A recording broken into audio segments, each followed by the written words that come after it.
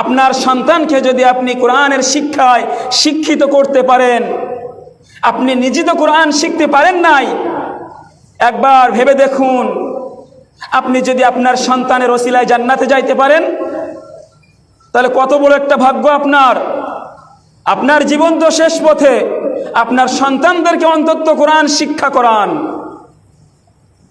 আজ স্কুল কলেজগুলো এমনভাবে সিলেবাস করেছে, আজ প্রাইভেট মাস্টারগুলো এমনভাবে নিয়ম তৈরি করেছে যে সকালবেলা ফজরের নামাজের পরেই ছেলেদেরকে আপনি বাংলা পড়ার জন্য প্রাইভেট মাস্টারের কাছে দিতে পারেন, কিন্তু সকালবেলা আপনার সন্তানকে মক্তবে আরবি শিক্ষা করার জন্য পাঠাইতে পারেন না। আপনি মনে করেন আরবি শিক্ষা করলে আমার সন্তান খাবে কি, আমার সন্তান পড়বে কি, আমার সন্তানের ভবিষ্যৎ অন্ধকার হয়ে যাবে। প্যারে হাজিরিন, আপনি মনে রাখবেন, আজও পর্যন্ত কোনো আলেম না খেয়ে মরে নাই। আজও পর্যন্ত কোনো দ্বীনি ইলম শিক্ষাকারী তালিবুল ইলম চাকরি বঞ্চিত থাকে নাই। আল্লাহ তাআলা তাদের একটা না একটা ব্যবস্থা করে দিয়েছে। এজন্য কোরআনের শিক্ষায় শিক্ষিত করুন। আল্লাহর নবী হাদিসের ভিতরে বলেছেন, কুন আলিমান আও মুতাআল্লিমান আও মুস্তামিআন আও মুহিব্বান ওয়ালা তাকুনিল খামিসা ফাতাহলিক। নবী আলাইহিমুস সালাতু ওয়াস সালাম হাদিসের ভিতরে ইরশাদ করেছেন, কুন আলিমান, যদি তুমি পারো আলেম হও, তুমি পারলে আলেম হও। কুন আলিমান আও মুতাআল্লিমান, যদি আলেম তোমাকে আল্লাহ তাআলা কবুল না করে, তোমার ভাগ্যে না থাকে, তোমার পিতামাতা যদি তোমাকে মাদ্রাসা নাও পড়ায়, আও মুতাআল্লিমান, তাহলে তুমি আলেমের ছাত্র হও। তৃতীয় নম্বরে নবী বলেছে আও মুস্তামিআন, যদি তুমি আলেম হতে না পারো, যদি তুমি আলেমের ছাত্র না হতে পারো, আও মুস্তামিআন, তাহলে আলেমের শ্রোতা হও। চতুর্থ নম্বরে নবী বলেছে আও মুহিব্বান, যদি তুমি আলেম না হতে পারো, যদি তুমি আলেমের শ্রোতা না হতে পারো, যদি তুমি আলেমের ছাত্র না হতে পারো, আও মুহিব্বান, অন্তত পক্ষে তুমি আলেমকে ভালোবাসো।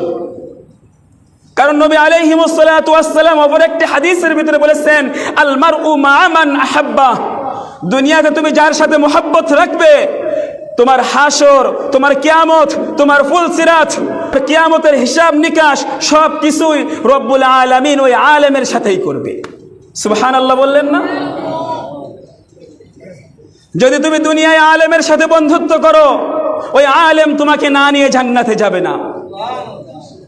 কারণ নবী আলাইহিমুস সালাতু ওয়াস সালামের স্পষ্ট হাদিস, মান ক্বরাআল কুরআন, যে ব্যক্তি কোরআন শিক্ষা করলো, ফাসতাযহারাহু ফাহাল্লা হালালাহু ওয়া হাররামা হারামাহু, ওই কোরআন শরীফের ভিতরে হালালকে হালাল জানলো, হারামকে হারাম মানলো, ফাশাফাহু আশারাতিম মিন আহলি বাইতিহি কুল্লুহুম কদ ওয়াজাবাত লাহুন নার, যে ব্যক্তি কোরআন শরীফের ভিতরে হালালকে হালাল জানলো, হারামকে হারাম মানলো এবং ওই অনুযায়ী জীবনকে গড়লো, নবী আলাইহিমুস সালাতু ওয়াস সালাম বলেন, ফাশাফাহু ফি আশারাতিম মিন আহলি বাইতিহি কুল্লুহুম কদ ওয়াজাবাত লাহুন নার, ওই ব্যক্তি এমন 10 জন মানুষ যাদের উপরে জাহান্নাম একেবারে নির্ধারিত হয়ে গিয়েছে, ওয়াজিব হয়ে গিয়েছে, তাদেরকে সুপারিশ করে ওই হাফেজে কোরআন জান্নাতে প্রবেশ করাবে। বলে সুবহানাল্লাহ।